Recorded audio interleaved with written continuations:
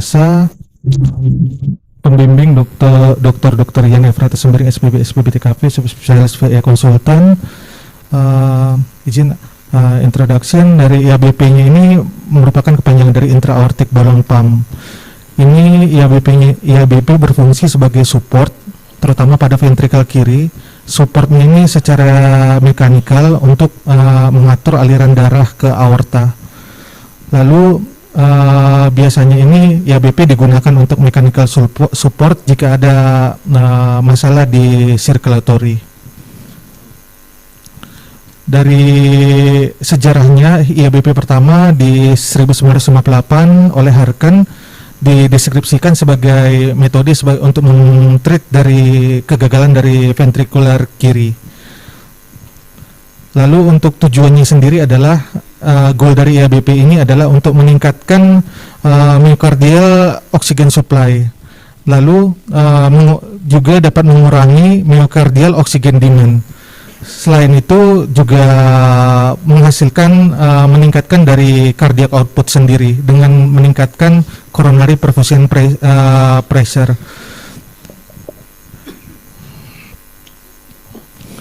Jadi tujuan utamanya adalah dari IABP ini sendiri, dia bisa memperbaiki rasio supply dan demand dari oksigen dari myokardium.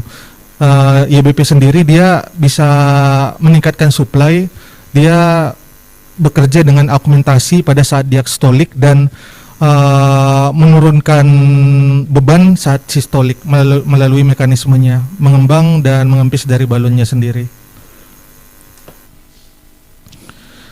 Beberapa indikasi dari pemasangan IABP sendiri adalah jika terdapat cardiac failure, terutama dari left ventricular failure, lalu jika terdapat refractory unstable angina, lalu bisa juga untuk tata laksana preoperatif karena dari myocardial infarction, bisa juga untuk bridging sebelum cardiac transplant. Beberapa mekanisme yang menimbulkan efek fisiologi dari IABP sendiri adalah IABP ini dapat mengembang dan mengempis balonnya. Balon IABP sendiri inflate mengembang pada saat diastol, pada saat fase diastol itu sendiri untuk memompa darah, memperbaiki aliran darah ke koroner sehingga memperbaiki perfusi ke koroner. Lalu balonnya dapat mengempis pada saat fase sistol sehingga menimbulkan efek vakum pada aorta sendiri. Jadi afterload yang harus dihadapi dari left ventricle sendiri semakin berkurang. Jadi left ventricle itu dia berkurang kerjanya untuk memompa darah ke seluruh tubuh karena dibantu dari mekanisme dari IABP sendiri. Untuk IABP-nya sendiri ini ada pengaturannya melalui balonnya, volume balonnya, heart rate, dan aortic compliance-nya.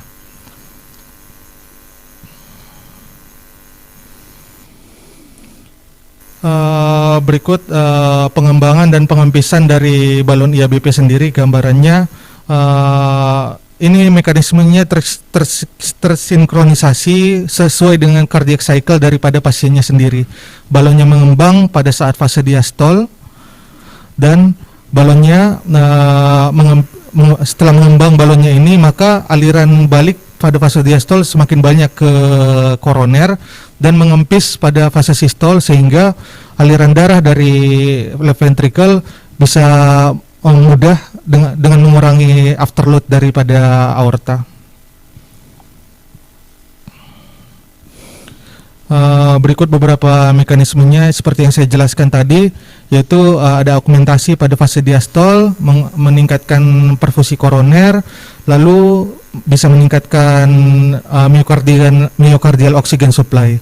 Selain itu, saat deflasi itu mengurangi afterload, mengurangi kerja jantung, dan mengurangi myocardial oxygen consumption karena dia mempermudah kerja dari left ventricle. Selain itu dia meningkatkan cardiac output juga.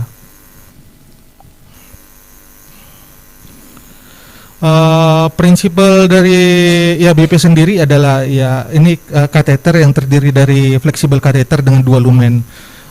Pada lumen pertama itu digunakan untuk aspiration atau flushing, atau bisa untuk monitoring dari pressure di aorta. Lalu yang kedua ini adalah periodic delivery atau removal dari helium gas untuk mengembang dan mengempiskan dari balon.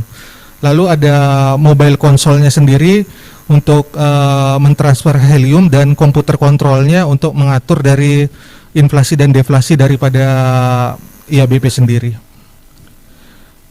Berikut contoh alatnya dari komputernya dan kontainer dari heliumnya. Karakteristiknya ini sendiri biasanya balonnya itu berukuran kurang lebih 10 sampai 20 cm yang berbahan polyuretane, lalu dengan kapasiti dari balonnya itu 25 cc sampai 50 cc. Seperti yang dijelaskan tadi, balon IABP-nya sendiri ini terdiri dari 2 lumen. Satu untuk pertukaran gas dan 1 lumen lagi untuk guide wire dan monitoring dari pressure di aorta.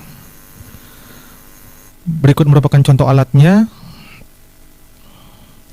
Ada untuk monitoring pressure dan serta guide wire, dan 1 lagi untuk balonnya.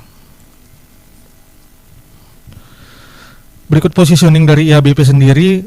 Positioning peletakan dari IABP sendiri biasanya kurang lebih 1 sampai 2 cm distal dari arteri subclavia kiri. Tujuannya agar tidak memblok dan dapat berfungsi sesuai tugasnya. Lalu untuk setelah positioning biasa bisa dikonfirmasi melalui fluoroskopi ataupun mungkin melalui dari echo untuk posisinya.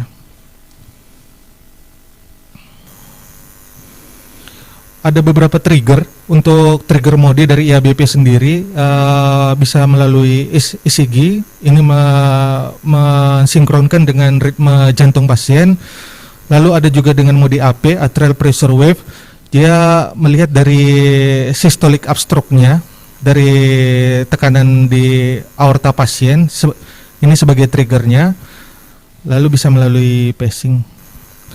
Berikut beberapa contoh gambaran ritme dari IABP sendiri. Ini contoh gambaran 1:3 pada IABP. 1:3 istilahnya ada 1 asis bantuan balon IABP pada 3 siklus jantung, 3 pompaan jantung. Pada gambar ini, yang ini dibantu di asis. Bisa kita lihat dari ada di carotid nodes-nya di sini. Setelah stolik pertama ada di carotid nodes-nya, ini ada asis dari IABP-nya. Lalu ini 2 tidak dibantu. Lalu yang berikutnya dibantu lagi. Begitu seterusnya selang-seling. Ini dengan IABP 1:3. Biasanya dia bisa 1:1, 1:2, 1:3, dan 1:4.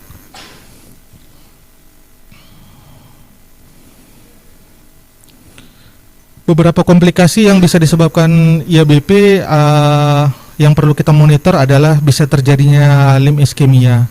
Biasanya ini komplikasi vaskularnya karena IABP sendiri biasanya kita masukkan melalui arteri femoralis, maka kita harus evaluasi perfusi dari arteri femoralis sendiri.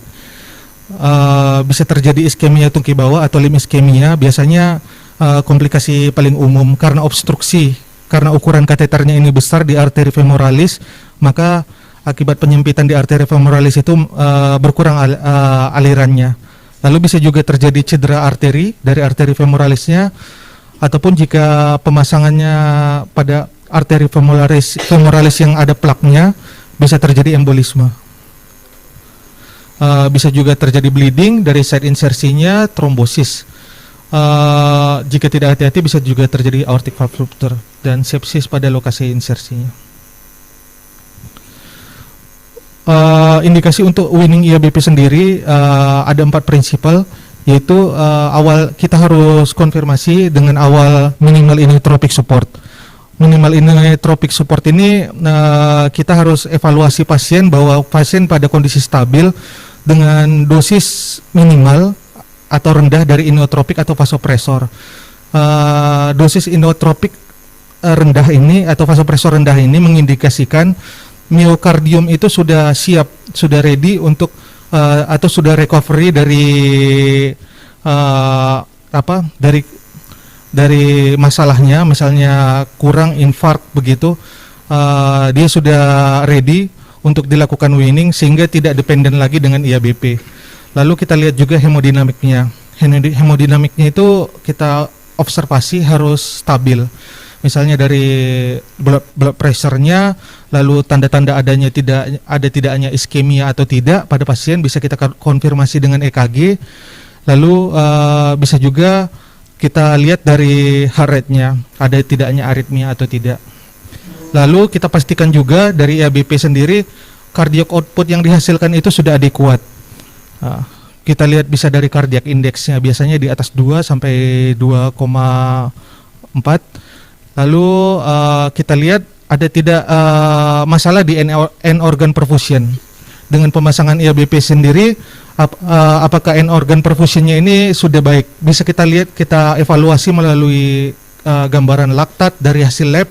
Bisa kita lihat dari urin outputnya, apa urin outputnya sudah adekuat, menandakan perfusi ke ginjal sudah baik. Lalu bisa contohnya kita lihat dari mental statusnya, GCS-nya berapa. Jika hal-hal berikut sudah terpenuhi, mengindikasikan pasien siap untuk di weaning IABP. Untuk weaning protokolnya sendiri, beberapa gambarannya biasanya awal pemakaian IABP itu kita gunakan augmentasi 1:1. Lalu dengan di weaning ya supportnya perlahan, maka jika pasien sudah stabil bisa kita lanjutkan melalui hingga 1:2 ke 1:2. Lalu dilakukan observasi. Observasinya ini bisa 1 sampai 4 jam. Jika pasiennya stabil bisa diturunkan lagi menjadi 1:3. Tapi ini untuk standar weaning protokolnya biasanya bergantung dari masing-masing center. Beberapa masalah yang dapat terjadi pada IABP adalah no trigger. Biasanya IABP ini lost tracking dari ECG dari pasien. Biasanya bisa kita coba reconnect dari ECG-nya jika ada yang terlepas atau pressure cable-nya. Lalu ada troubleshooting-nya, cek IABP kateter. Biasanya karena ada kinking ini biasanya pada site insersi, biasanya di site insersi di kulit pada biasa di situ paling sering untuk terjadi kinking pada IABP. Pastikan dari lumen IABP-nya tidak terjadi kinking. Lalu rapid gas loss ini biasanya bisa terjadi kebocoran pada balon atau extension tubingnya sehingga balonnya gasnya lepas sehingga balonnya tidak mengembang. Ini bisa kita lakukan untuk bisa di remove dan dicek kateternya. Untuk IABP juga bisa terjadi disconnected jika ada masalah pada tubingnya. Izin berikut dokter. Terima kasih.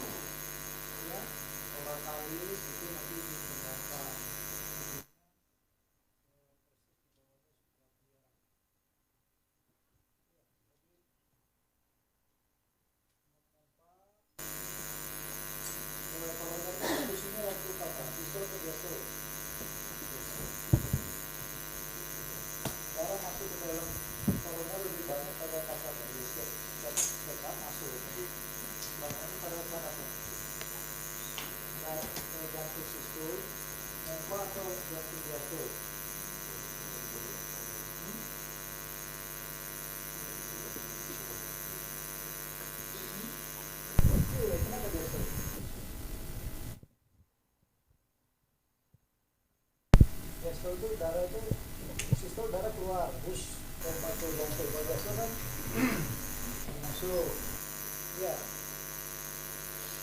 Kenapa? Karena di situ arteri aorta ditutup ya kan? Karena ada gerbangnya gitu, apa namanya gerbangnya keluar dari aorta masuk itu.